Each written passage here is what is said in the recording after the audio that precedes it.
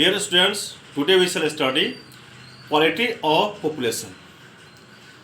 For development of any country, quality of population is very important because we know that population is the major resource for a country. If population is developed, if there is quality population, automatically the country will develop. So it is very important to know what is the quality of the population. वहाँ जो people रहते हैं उनकी quality क्या है, और इस quality को हम लोग इवेल्युएट करते हैं, एसेस करते हैं with the help of education. What is literacy rate, literacy rate क्या है, और हेल्थ स्टेटस क्या है, what is the health status, and this is assessed with the help of life expectancy. What is the average life of the people living in the country, and next is a skill and training. How much training people are. If people will be more trained, more skillful, automatically they will help to face more foreign exchange for the country. Automatically the country will have development. First we shall discuss study education. In education, from very beginning, after country became independent, different efforts have been made by the country to maximize literacy rate of the country. We can expect developed country only by the educated people. That's why literacy is very important. And to fulfill this objective, the number of schools have been maximized, and the government has taken different steps. The government has taken different initiative to maximize literacy rate of the country. Country के literacy rate को बढ़ाने के लिए government कई measurement को लिया है, कई इंपॉर्टेंट डिसीजन लिया है जिससे लिटरेसी बढ़े, गर्ल के एजुकेशन बढ़े. गर्ल के एजुकेशन के रेशियो को बढ़ाने के लिए कई गर्ल्स स्कूल कॉलेजेस खोले गए, और एलिमेंट्री एजुकेशन के लिए डिस्ट्रिक्ट लेवल पर नवोदय विद्यालय आदि स्कूल खोलकर लोगों को गवर्नमेंट फ्री एजुकेशन देता है, और कई तरह के लोग फ्री ऑफ कॉस्ट लोग देता है. गवर्नमेंट एबिलिटी के आधार पर सिलेक्ट करता है स्टूडेंट्स को, और उसको गवर्नमेंट बियर एवरी एक्सपेंस, हर तरह के एक्सपेंस बियर करके गवर्नमेंट क्वालिटी एजुकेशन देने का प्रोवाइड किया जाता है. तो इस तरह डिफरेंट लेवल पर गवर्नमेंट एजुकेशन देने का प्रयास किया है. यही नहीं, the government has also maximise its expenditure on education. For example, in first 5-year plan, the percentage of in education was only 0.64%. Right? Of total GDP, 0.6% was spent on education. But in 11th plan, it was maximized to 3.11%.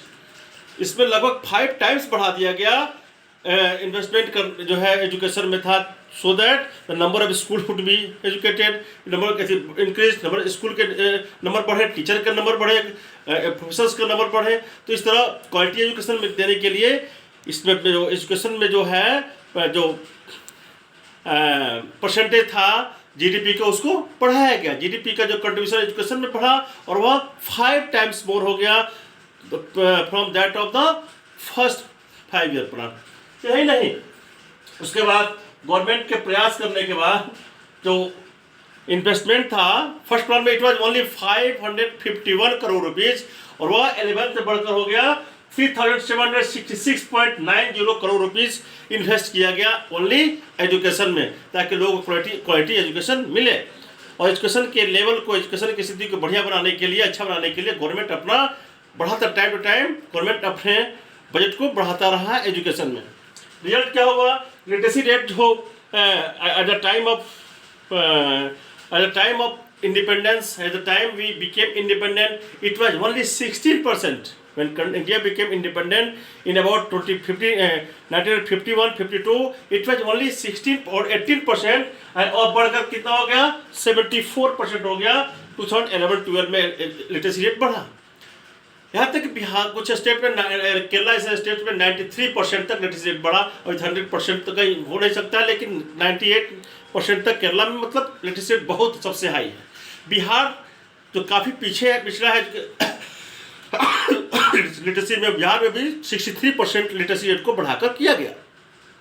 इस तरह time to time government प्रयास किया ताकि literacy rate बढ़े, number of schools बढ़े, colleges का संख्या बढ़े, और इससे हमारा लिटरेसी रेट अच्छा हो। यही नहीं, स्कूल में बच्चों को बुलाने के लिए बच्चे स्कूल में आए, बच्चे बीच में पढ़ाई को ड्रॉप नहीं करें, इसके लिए तरह तरह का प्रोग्राम शुरू किया गया। मिड डे प्लान शुरू किया, मिड डे में बच्चों को मिड डे मील देने का प्रयास किया। मिड डे मील में बच्चों को भोजन दिया जाता है, यहाँ तक कि फ्री जो है सो एजुकेशन को राइट टू एजुकेशन में लाया गया। सर्व शिक्षा प्लान शुरू किया गया। गवर्नमेंट को बच्चों को फ्री बुक्स वगैरह और इन्फॉर्म देने का और अलग तरह के स्कॉलरशिप देने का प्रयास किया गया, ताकि लिटरेसी रेट बढ़ने के साथ साथ लिटरेसी का जो क्वालिटी है बढ़े। और जब तक लिटरेसी क्वालिटी नहीं बढ़ेगा, एजुकेशन का लेवल बढ़िया नहीं होगा, देश जो है कंट्री जो है डेवलप नहीं हो सकता है। इसलिए गवर्नमेंट टाइम टू टाइम इस पर एजुकेशन लिया। यही नहीं, डिस्टेंस एजुकेशन के द्वारा बढ़ाने का प्रयास किया गया, एजुकेशन को बढ़ाने का प्रयास किया गया।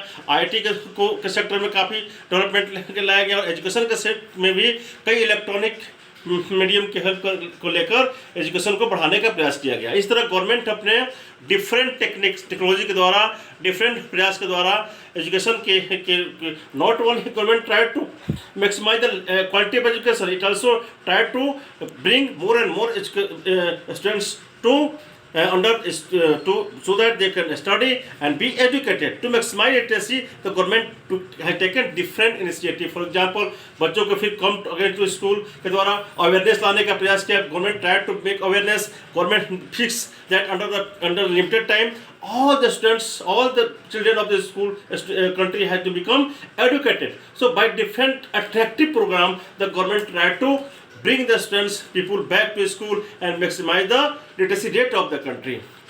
So education that is very important to maximize the quality of population. Under education, we have discussed how different type of efforts were made, and under this Jawaharlal Nehru Vidyalaya, Sarhati school, different schools were opened. Government maximized its budget, number of schools were maximized, and also the government tried to give quality education. Different schools, colleges, university open किया गया, and training institutes were opened so that the teacher would also be trained and educated, and also midday program and other program were started so that more and more students could come to school to get study.